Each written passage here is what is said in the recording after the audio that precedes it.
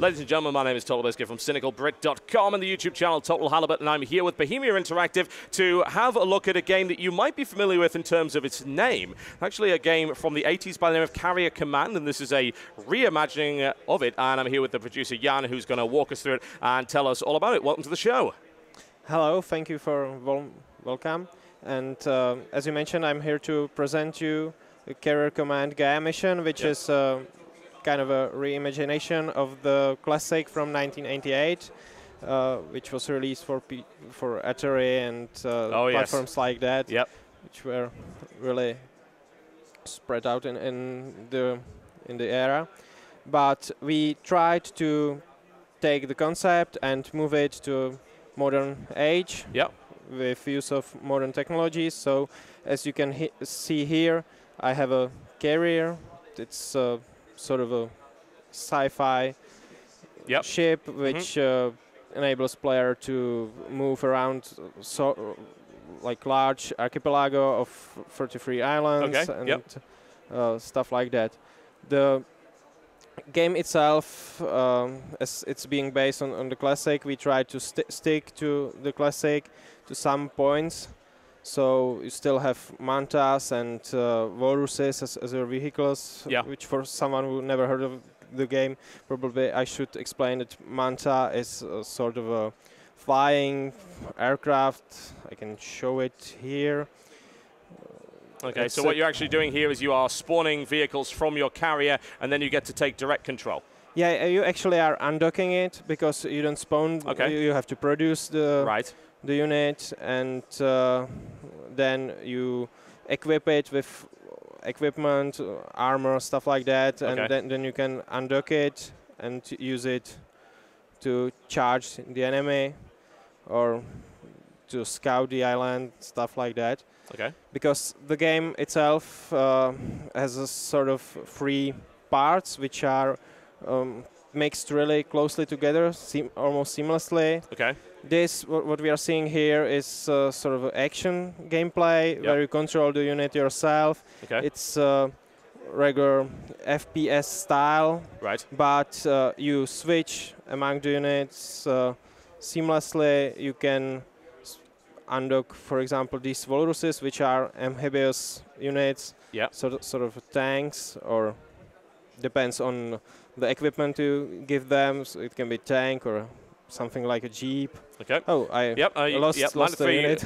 Under attack. So this is effectively, for those of you who just absolutely do not understand what Carrier Command is all about, this is effectively a strategy game, and it involves the direct control of units and also giving orders, as we're just seeing on the screen right there, via a command wheel. So it's a little bit more hands-on than, say, your traditional RTS would be, but it's not without precedent. I mean, this is a game that, say, is perhaps quite similar to the versions of Battlezone, perhaps Hostile Waters, Antaeus Rising, things like that. And from a personal perspective, it's nice to actually see another one of these, because we haven't had a lot of these in a while, really. It's not exactly been a very explored genre. Yeah, actually, we try to go a little beyond the games you mentioned with taking the original concept, because those games always came short in some aspect. This is very true. For example, if I move from the action or direct control of the vehicles, like we can see here, I move to a map to which I can seamlessly switch. And here I can order units, create waypoints, and capture island this way. I can see on this small view, I can see what the units are doing. I can give them escort, manta. I can probably call off some unit too if I want. I can manage production.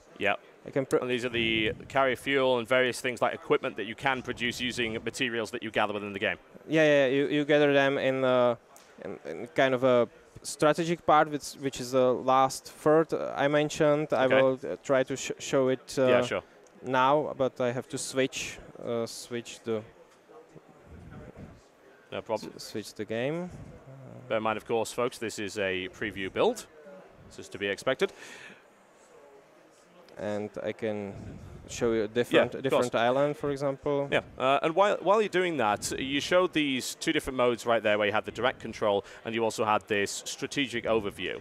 Now, for someone to be very effective at playing this game, do they have to use all of those modes, or is it kind of a personal preference? It's kind of a personal preference, although you're really more effective if you jump in, because usually player is better than AI. Of course, yeah. It has to be for... yeah. In that regard, reminds me just a little bit of, say, Men of War, for instance, whereby, yes, you can just play it as a straight-up RTS, but it's more effective if you use the direct control function. Yeah. You can, for example, here I can just try to move my carrier around the island, and in the meantime I can watch. Here I have just the 3 islands. Okay. 2 are mine. Yep. One is island owned by enemy, which I am trying to capture. Okay. But this is a really beginning of the game. That's why I can see only these islands. Yep. As I progress, I will get more data about more islands, then I can freely move amongst them. Yeah.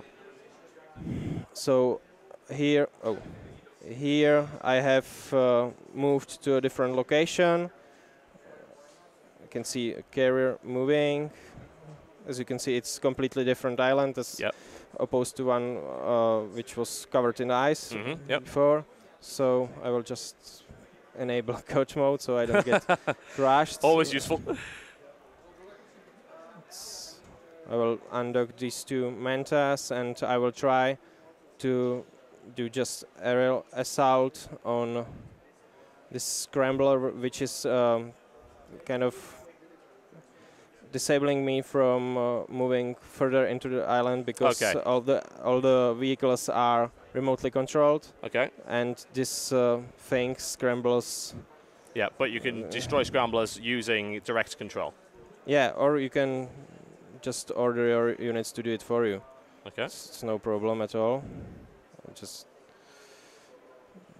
But as you can see, it's handful to have a God mode in presentation. Yes, no kidding. I think you might be annihilated very, very rapidly otherwise. And as you said right there, you've got the telemetry range increase. So this is part of, I assume, the campaign. And yes, expect a fairly lengthy campaign for this particular title. There are 33 islands. Some of them has this kind of obstacle in a way. On some islands you have actually to leave the carrier, which is where you are for most part of the game. Okay. As you can see, for example, here there's kind of an illusion that you are actually sitting in the seat yourself, and this is just a screen in front of you, which enables you to control the units. But in some mission you have to leave the safety of your carrier, and then you are just a foot soldier or just the crew of the tank, and you can get killed, and you sometimes do. Okay. How many different types of vehicles can we expect in this game? Well, we are sticking to original in this, so there's just Manta and the Walrus, but as I mentioned, we expanded on that by having multiple versions or multiple variants of armor. So when you upgrade regular Manta with armor upgrade, then you get something more heavily armored and capable of carrying heavier guns. Okay, yeah. So you get kind of a free units this way, because you have something like small, agile, flying recon vehicle. Then if you upgrade it with 1 armor or level 1 armor, you get something more suitable for air-to-air combat. Okay.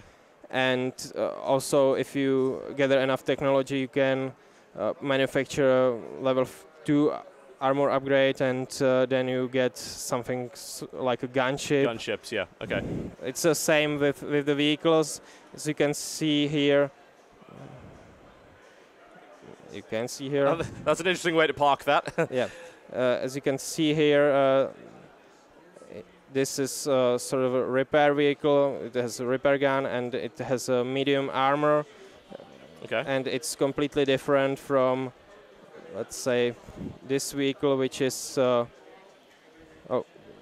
which has equipped only light armor or no armor at all, but it has a capsule for for construction or hacking of enemy buildings, and it has a laser beam gun.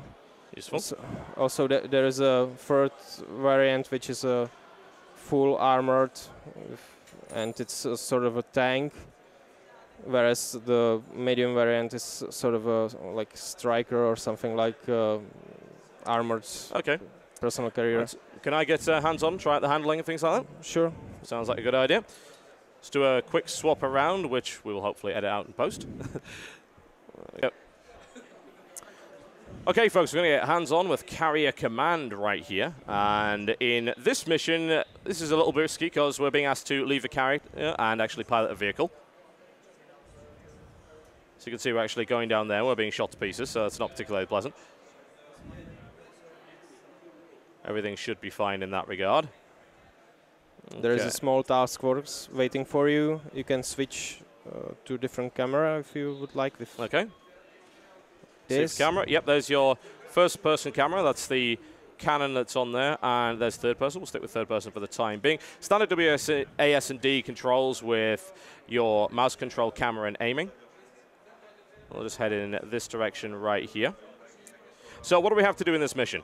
Well, you have to like kill all opposing units and get to a certain point where you will be able to secure building which is preventing you for capturing the island. Okay. And you have a, as I mentioned, you have a small task force behind you which is trying to help you. You might try aiming a little bit higher. There's small it's actually got some fall off there, as you can see. This is not a laser. What am I actually going to be able to actually hit this guy? Oh, get this one. There we go. Bit of a getting used to. Yes, it does a little bit. Nothing wrong with that. Well, the opposition here is partially submerged, so that's why. Yeah, that makes it a little tricky. That's okay. My friends dealt with it for me. That's probably for the best. They've got much better aiming than I do. Okay, so we're going to move around here onto the landing zone in order to get to the next section. There we go. So moving on to Sector 1 right here.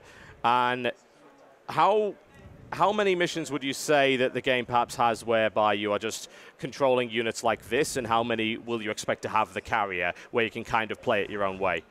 Well, we have two campaigns. One is story-based, where you get mission like this, where you have to leave the carrier. The other is sort of a classic old carrier so gameplay. It's a bit free form then. You can approach it how you want. It's kind of a skirmish campaign for fans of original carrier. It's always good. But in the story campaign, from which this mission is, you get quite a few of these to enhance the gameplay. Yeah, give it a bit of variety. Yeah, exactly. And I would say it's under 10, but that's still a lot, because if you look at it, there are 33 islands, and each island takes usually about 30 minutes, but this mission take a lit. This kind of mission longer. Looks like we could use the God mode again, honestly. Oh yeah, I will. There we go. Completely Problem forgot solved. about that. Last thing I want to do is die 2 minutes in. That would be a little embarrassing. There on the right, there is a refueling station and rearming, so you can get more ammo and we're getting fuel. a repair walrus, which is the repair variant of this particular thing. Yeah, it will fly in. Oh, it will be flown in. Okay. Just press F. F. There you go. It's refueling. You can see it in the upper left corner. Okay. It's you have a full tank. Yep, the fuel is the bar that you can see just under the health bar right there, I assume. So these levels are actually quite expansive, I notice. Even in the story mode, they're actually quite large. Yeah, the islands in story mode are the same as the same size as normal. You just, for example, if you do the story mode mission and then enemy captures the island you captured in story mode mission afterwards, the island is defended in a regular way. You don't have to do a story mode mission again, obviously, but you still have to recapture it. Maybe if you double back. Yep. He's trying to repair me. Unfortunately, it is God mode, so he's going to be there a while. Well, you are immortal, so he can't repair you. Indeed. This seems to be a bit of a problem. Yep. But just go in a straight line and then turn right. Sure, no problem at all.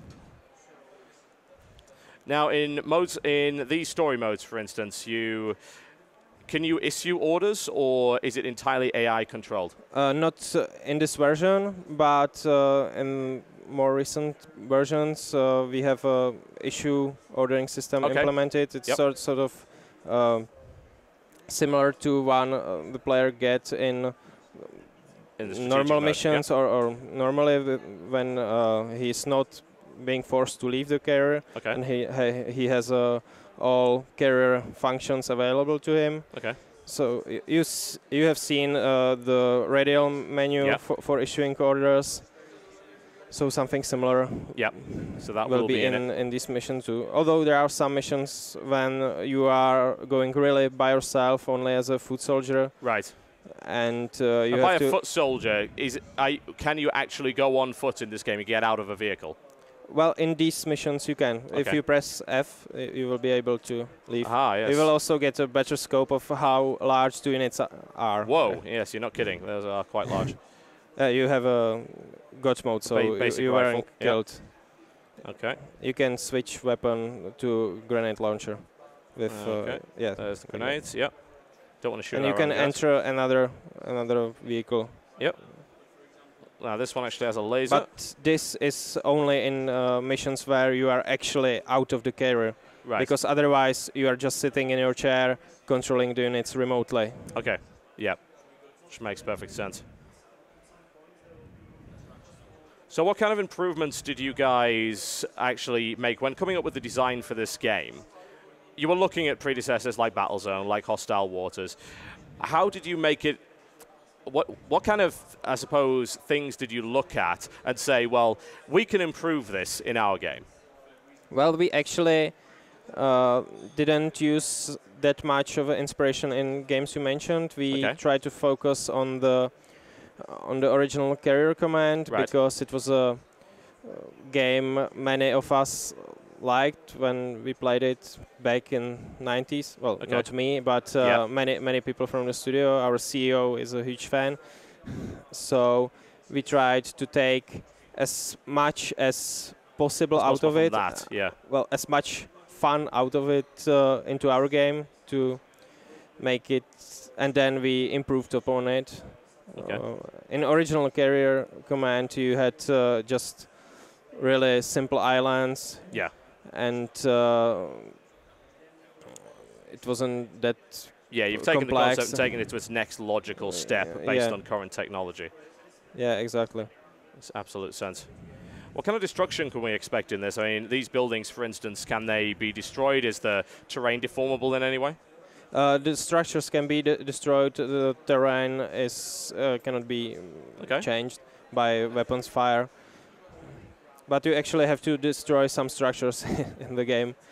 And, for example, to capture islands, you have to destroy or at least capture command center, which is sort of a central structure for the island, which hosts the AI for enemy units. And I suppose the question a lot of people are going to have is, does this game have a multiplayer mode?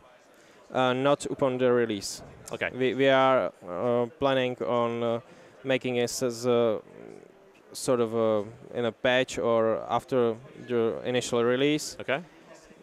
But we are focusing on creating superb single-player experience and adding multiplayer afterwards. Okay. Fantastic stuff. So that's what the deal is. Yep.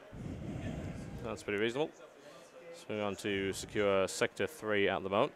Vehicle handling seems to be pretty solid considering what you're actually driving. It's always nice. I know certain people have memories of a particular vehicle in Mass Effect that looked a little like this, that didn't handle all that well. So it's always nice to see that you can drive this. Well, there are a lot of similar vehicles yes, very much so. For example, Actually, in rapidly running out. Aliens. I am out of ammunition. Oh well, not a problem. Just ignore those and let our AI partners deal with the rest. Okay. Let's go and just secure the sector right here, and then we can wrap this up. Sounds like a particularly good idea. Oh, it's good to be the king. There we go, just let them deal with it. I suppose I can poke him and use harsh language, so that's really about it until I get refueled. With no ammunition left at this point. You're probably out of ammo. Yep. Because you didn't rearm. Maybe if you switch to a different vehicle again, yep. you would be Get able out of to. Suddenly he has ammo again. Well, in this mission, you capture sectors. In other missions like this, the story-based missions, you, for example, have to sneak into enemy base, disable a shield. This is a good mission variety. Stuff like that. So that's good. What you see here is volcanic type of island. We have multiple islands or multiple types.